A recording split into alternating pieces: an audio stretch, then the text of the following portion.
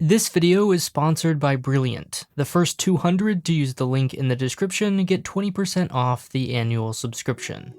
2018 was a roller coaster year for Apple. In August, its stock hit $207, making it the first trillion-dollar company in history. Then, in a dramatic few months, it lost $450 billion as Microsoft, Amazon, and Alphabet passed it by. And for the first time in 15 years, the company announced it would make less money than expected. The problem? Fewer people buying iPhones. The reasons are many. China's slowing economy, sticker shock, market saturation. But there's also another big factor. Apple has a new competitor. Not Samsung, not Google, not Huawei. Apple.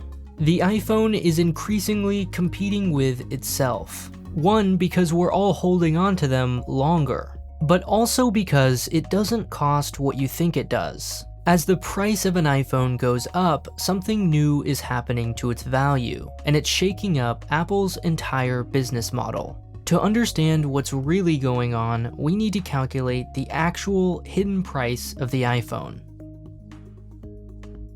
Generally speaking, there are two ways you can get rich selling things to people. One, you can play the numbers game. Sell a gazillion small things for a few cents profit each. Think gas stations, grocery stores, and on a good day, Amazon. Sure, you'll probably lose money at first, but sell a few more and now you have the power of scale. Lower costs, higher margins. Look at you. Or you can sell a few really expensive things. Ever wondered why your town has like 3 mattress stores for every one person? They're always empty and yet somehow still keep the lights on. Well, that's because a few feet of foam doesn't cost thousands or even hundreds of dollars. 50, 60, 90% of a mattress is pure king-sized profit. It only takes a few sales a month to stay in business, and therefore disruption.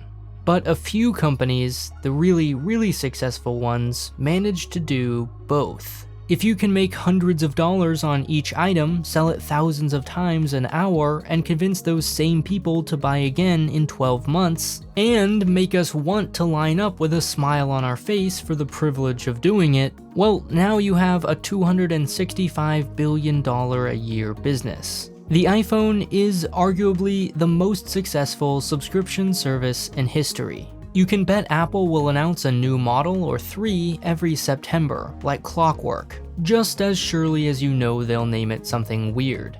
The problem is, technology is getting really good. So good that a lot of people are thinking, why do I need a new one? Some of us care about portrait mode and dual optical image stabilization, but for most people, checking Twitter and using WeChat is the same on the iPhone XS as the 10 and 8 and 7. You're invited to the Blue Bubble Club regardless. According to analysts, the average person waited 3 years to upgrade their smartphone in 2018. This year, 4. Of course, phones are a little bit weird in this respect because so are humans. The iPhone isn't just a tool, it's a status symbol. According to researchers at the University of Chicago, the best predictors of wealth in 1992 were owning an electric dishwasher, a fireplace, and a garage door opener. High tech. Today, it's owning a passport, an iPhone, and iPad, which have a 70% chance of correctly guessing whether you have a high income.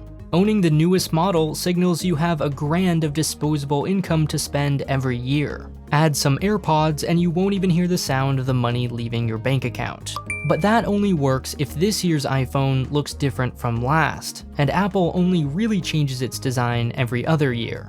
So here we are. People are losing their appetite for frequent upgrades, but Apple certainly hasn't lost its appetite for money. Which means, of course, higher prices. Selling half as many phones isn't such a problem if they're all twice as expensive. The cheaper iPhone has slowly crept from $649 to $699 to $749 today. The more expensive XS now starts at $999 and goes all the way up to $1,449. Of course, that's only if you're lucky enough to live in the US. And yet, revenue is still down. Something's missing. To make sense of this, we need to answer the question, how expensive is the iPhone really? There's plenty of back and forth on whether the iPhone is, quote, worth it. But what isn't really debated is that in general, it's higher priced than most other smartphones from most other brands. Being selective about which price segments it sells to is pretty much written in Apple's DNA. There's no $300 MacBook, not because it's impossible, but because that's just not what it's about. And with prices going up even higher, it would seem that's never been more true.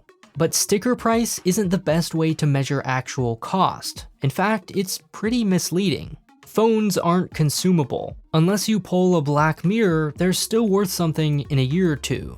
The price of something like a house accounts for how much it's expected to gain or lose in value. Usually the structure itself depreciates, styles change, and wood rots, but the land underneath it appreciates. Which, side note, is why tiny houses aren't investments. The land they sit on is often leased, not owned, and therefore it only loses value. Basically, you've just bought a house-shaped RV.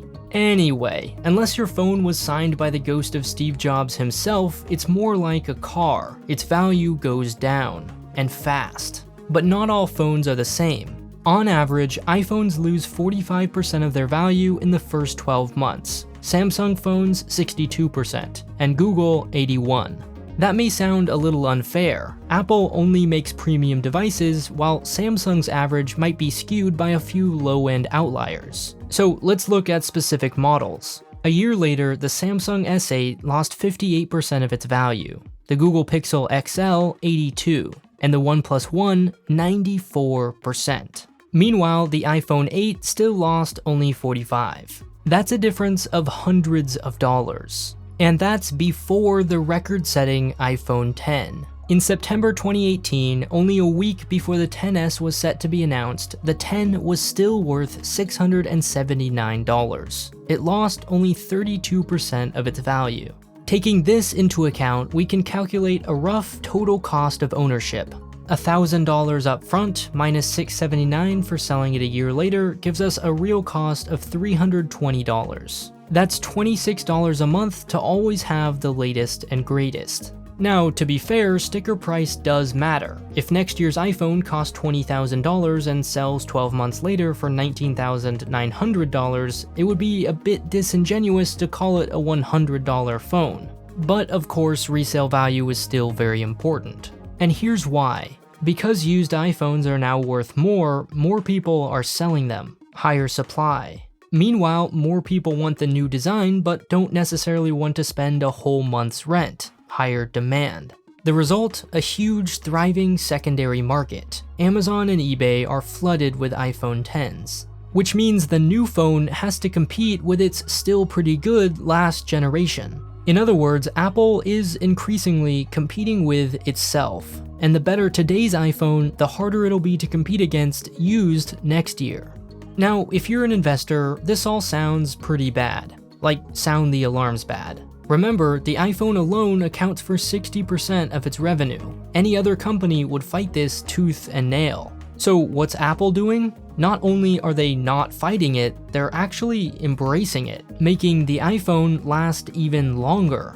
Instead of buying a whole new phone because you can't get 3 hours on a charge, they've made it easier than ever to just replace the battery. And while Android phones often receive only 2 years of software updates, iOS 12 runs on all these devices, going all the way back to the 2013 iPhone 5S and the first iPad Air. Even better, it actually speeds up your phone. It's no longer a trade-off of slow as molasses for new features. Or, let's be real, pressing update so it'll stop bothering you.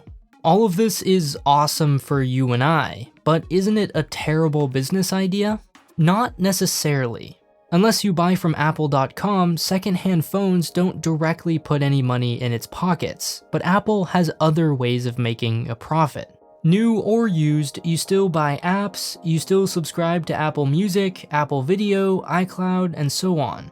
The iPhone is a gateway to things like the iPad, Apple Watch, and AirPods. Even if you buy none of these things, you're still useful to Apple.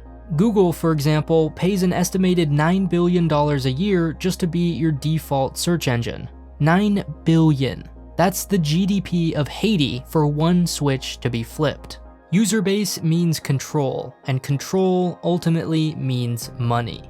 In other words, things like services can make up for lost sales. It's sort of the in-app purchase model applied to the iPhone as a whole. In the long term, Apple needs to move its focus away from the iPhone and towards new platforms entirely. Augmented reality glasses are the future.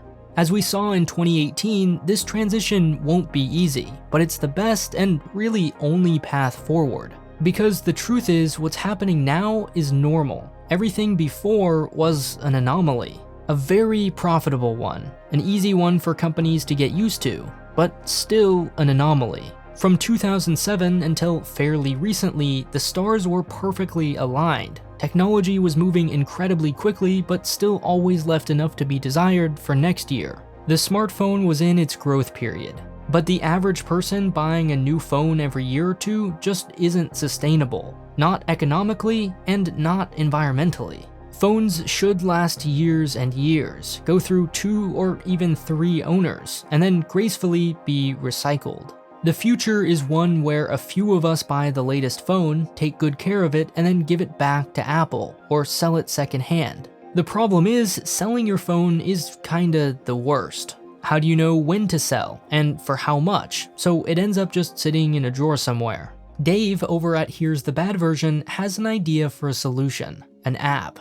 You'd scan your phone when you buy it, tell it how often you want to upgrade, and then it sends you a notification when it's the best time to sell. I'm 100% serious when I say I think this could be a multi-million-dollar startup. Someone just needs to program it. You could design the app to make predictions about how the value of your phone might change in the future, for example, with a machine learning course on Brilliant, which teaches you step by step, intuitively with its computer science and math courses. Their computer science algorithms course will teach you the concepts behind how you might design the app to scan the iPhone's barcode and then generate an eBay listing when the user is ready. In my programming classes, I noticed that I learned a lot faster when I was actually making something, versus when I was just studying arbitrarily. Plus, it's just more fun to make something. Brilliant thinks the same way. Instead of here's this new concept now stored in the back of your head, its daily problems give you a real interesting problem to solve using your new skills. Use the link in the description to sign up for free and get started today. The first 200 people to do so will also get 20% off the annual premium subscription so you can view all the daily problems and take all their problem-solving courses.